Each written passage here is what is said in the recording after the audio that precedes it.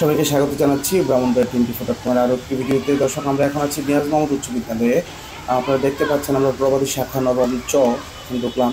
এটি দেখেন অবস্থা, এখানে শিক্ষার্থী যারা ছিল তাদের যে ব্যাগ পত্র খাতা সব কিছু কিন্তু ওই অবস্থায় রেখেই তারা কিন্তু এখান থেকে চলে গিয়েছে।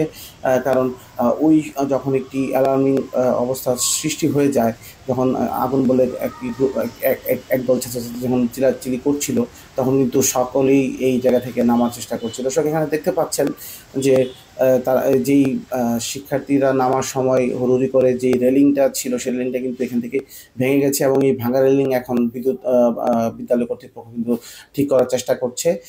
তারা মিস্ত্রি দিয়ে এটা আবার ওয়েল্ডিং করার চেষ্টা করছে। আমরা একটু ভিতর দিকে যাই। এটা হচ্ছে তিনতলা, যে তিনতলাতে মূলত সেই দুর্ঘটনাটি ঘটে।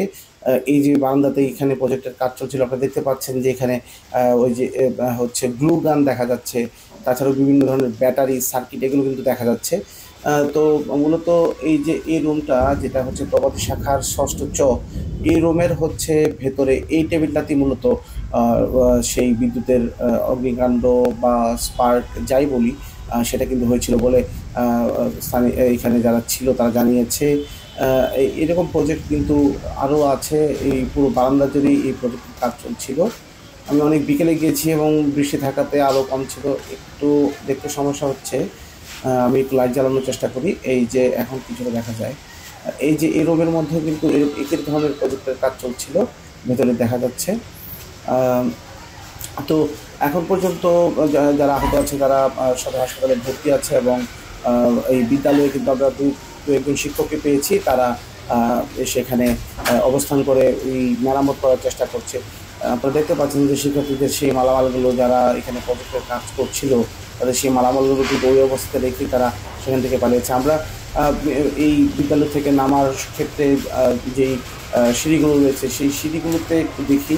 আমরা এখন তিনতলা থেকে দোতলায় নামবো।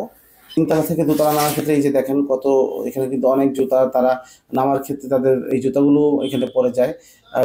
এইখানে এই যে রেলিংটা ভেঙে পড়েছিল এবং এই রেলিংটা কিন্তু বর্তমানে ঠিক করা হচ্ছে।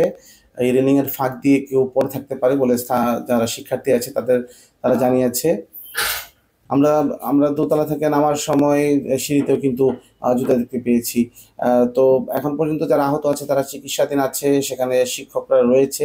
ঢাকায় যিনি গিয়েছেন একটি ছাত্র, আহ, সেই ছাত্রটি বাদে মোটামুটি সবার অবস্থায় আশঙ্কা মুক্ত বলে জানিয়েছেন চিকিৎসকরা।